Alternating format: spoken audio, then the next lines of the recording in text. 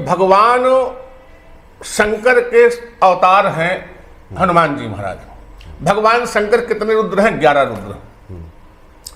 और भगवान शंकर जो महेश्वर नाम का रुद्र है वो भगवान हनुमान जी का अवतार है। अच्छा, महेश्वर नाम का। महेश्वर। ग्रहों के जो अधिपति हैं वो कौन है? ग्रहाधीश कौन है?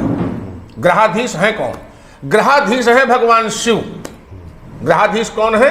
भगवान शिव। अब अलग अलग ग्रह होते हैं, सूर्य, चंद्र, मंगल, बुध, गुरु, शुक्र, शनि, राहु और केतु। अब आपने क्या किया कि जो उनका अधिपति है आपने उनको पकड़ लिया। और हनुमान जी कौन है? उनके स्वरूप है शंकर जी के। तो इनके चरण में आने के बाद तो सब ग्रह अपने आप आपके अनुकूल हो जाएंगे।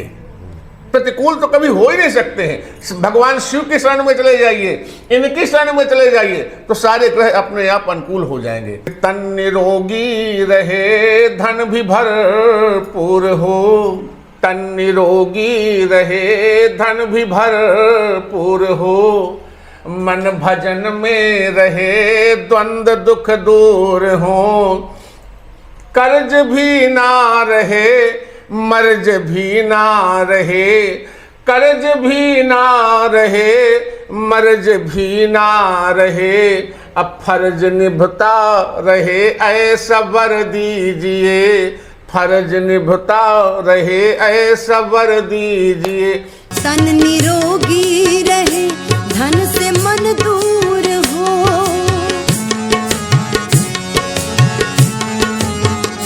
तन निरोगी रहे, धन से मन दूर हो। मन भजन में लगे, भक्ति भरपूर हो। मन भजन में लगे, भक्ति भरपूर हो। कर्ज भी ना रहे, मर्ज भी ना रहे। कर्ज भी ना रहे, मर्ज भी ना रहे। फर्ज निभता रहे, ऐसा वर दीजिए। फर्ज निभता रहे, ऐसा वर दीजिए। प्रार्थना है मेरी, मेरे हनुमान जी। प्रार्थना है मेरी, मेरे हनुमान जी। मेरे सिर पे भी अब हाथ धर दीजिए।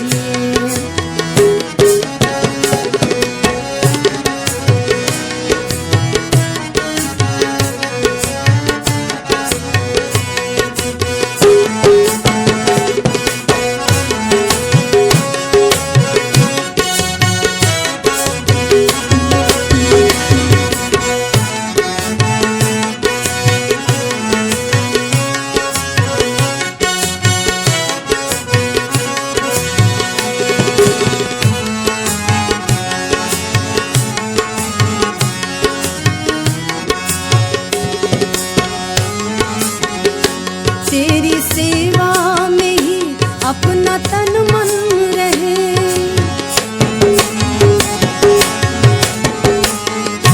तेरी सेवा में ही अपना तन मन रहे।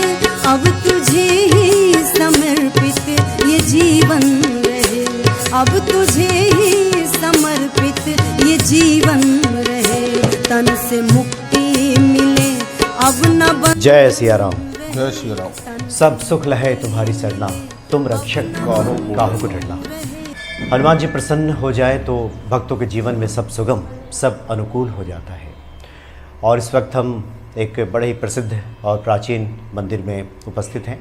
ये दिल्ली के झिलमिल कॉलोनी का श्री हनुमान जी का मंदिर है। हनुमान जी साक्षात यहाँ विराजमान है और हनुमान जी की महिमा बताने के लिए पूज्य पंडित जी हैं। स्वागत है आपका। जय सिया राम।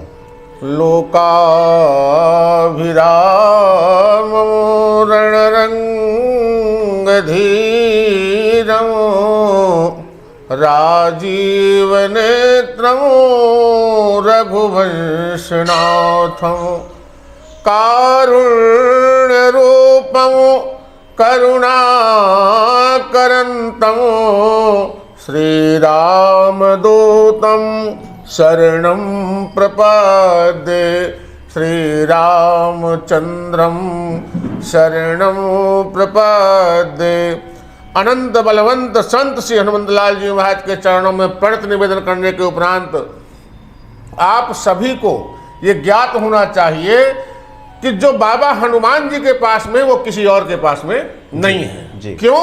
क्योंकि अष्ट सिद्धि नवनिधि के दाता, असबर दीन जानकी माता। 8 सिद्धियां 9 निधियां किसके पास है? हनुमान जी महाराज के पास। इसलिए जो व्यक्ति इनको शरणागत हो जाता है, इनकी शरण में आ जाता है। अब कुछ लोग कहते हैं ऐसा क्यों कर रहे हैं, ऐसा क्यों? अरे जिन्होंने उनको देखा नहीं, उनकी कृपा को देखा ही नहीं है, वो क्या बता सकता है? वो तो जिन खोजा तिन पाइयां गहरे पानी बैठ, जो उसके बारे में जानेगा वही जान सकता है। सोई जानई जेहि देव जनाई, अजानत तुम ही होई जाई। अरे वही आपको अपने प्रभु जान सकता है जिसको आप जानने देंगे। जी जी। इसलिए वैसे शास्त्रों में अनेक प्रकार के हनुमान जी के बारे में बताया गया है कि अतुलित बलधाम हेम शैला भदेहम किसानम ज्ञानाम अग्रगण्यम सकल गुण निधानम वानरा नाम धीसम रघुपति भक्तम बार जातम नमामि। जो हनुमान जी की अर्चना वंदना अंतःकरण से करता है, उसके सही प्रकार के दुखों का विनाश हो जाता है, उसके जीवन में मंगल ही मंगल होता है। हनुमान जी की महिमा कहां तक गाई जाए? जी जी जी। भगवान राम ने भी उनकी महिमा बड़ी गाई है। भगवान राम ने भी उनके लिए कहा है कि तुम मम प्रिय भरत ही संभाई, तुम मुझे भरत के समान प्रिय हो। और अनंत बलवंत संत से हनुमंत लाल जी महाराज। वैसे भी ये जो मंदिर है प्राचीन मंदिर है। अच्छा। और जो मूर्तियां हैं वो सिद्ध हैं, क्योंकि जिस मूर्ति की जितनी पूजा होती है वो मूर्ति उतनी ही सिद्ध हो जाती है। जितना पाठ जिस मूर्ति के सामने होगा उतनी ही मूर्ति वो सिद्ध हो जाएगी।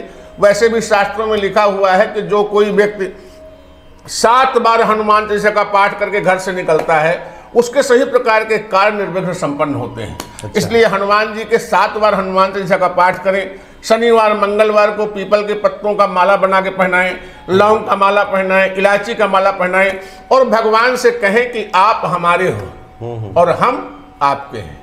आपके भरोसे हमारा जीवन चल रहा है। मैं यही सबको संदेश देना चाहूंगा कि सबके जीवन में सुख और शांति रहे। हनुमान जी की कृपा सबके जीवन में बनी रहे।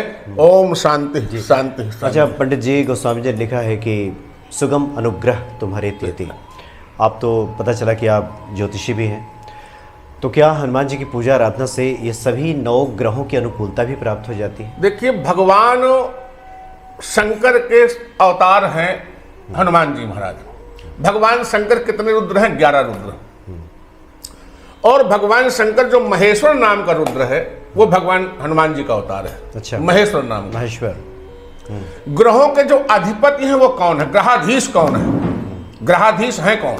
ग्रहाधीश है भगवान शिव। ग्रहाधीश कौन है? भगवान शिव। अब अलग अलग ग्रह होते हैं, सूर्य, चंद्र, मंगल, बुध, गुरु, शुक्र, शनि, राहु और केतु।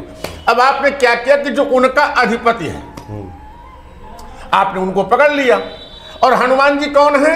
उनके स्वरूप है शंकर जी के। तो इनके चरण में आने के बाद तो सब ग्रह अपने आप आपके अनुकूल हो जाएंगे।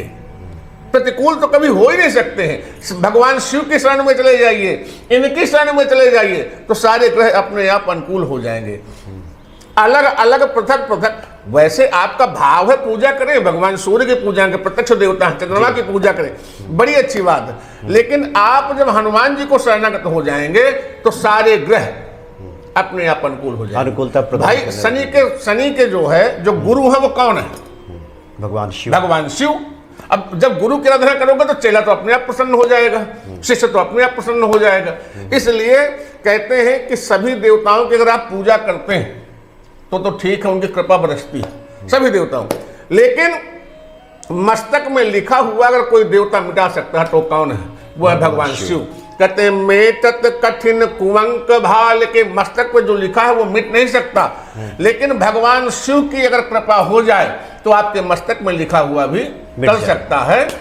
भावी मेट सकहि त्रिपुरारी। भावी मेट सकहि त्रिपुरारी, ये शास्त्रों का अनुग्रह है। इसलिए शास्त्रों ने कहा कि अचित गिरिशमम स्यात् कज्जलम सिंधु पात्रे सुरतरुवर शाखा लेखनी पत्र मुर्वी लिखत यज गृहीत्वा शारदा सर्वकालम तदपि तव गुणानामीश पारम न याति।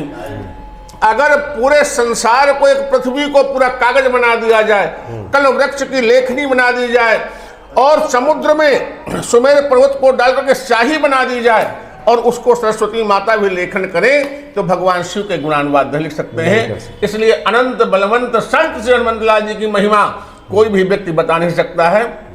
सभी से प्रार्थना कि सब उनके शरणागत हों। भगवान की पूजा अर्चना वंदना हर जीव मात्र को करना चाहिए। और साक्षात अगर कलयुग में कोई देवता है तो वह हनुमान जी महाराज, उनको शरणागत हो जाइए, आपके सभी कार्य सिद्ध हो जाएंगे। पंडित जी, आप बड़ी अच्छी बातें बता रहे हैं। गोस्वामी जी ने भी लिखा है कि और देवता चित्त न धरई, हनुमत से सर्व सुख करई, असंकट कटय मिटय सब पीरा, जो सुमिरै हनुमत बलबीरा।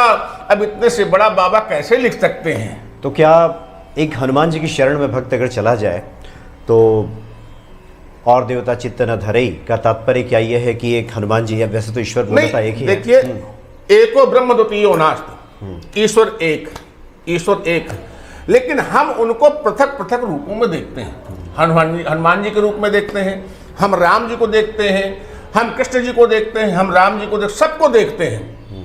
असलियत में क्या है कि आप किसी ध्यान में अवस्था में गए और आपको जो चिंतन हुआ आपने उनको विराजमान कर दिया। मैं ध्यान में चिंतन में गया, मुझको जो चिंतन में आया मैंने विराजमान कर दिया। हमने गिनने की आकृति अलग अलग बना दिया। ईश्वर हमारे एक है।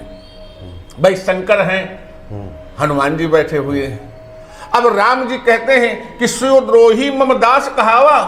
कुछ लोग कहते हैं जो शंकर की पूजा करते हैं वो राम का भजन न करें, और राम जी खुद कहते हैं कि जो शिव का भजन नहीं करता है, शिव का द्रोही हो मेरा भजन करे, सो नर सपने हो मोहि न भावा।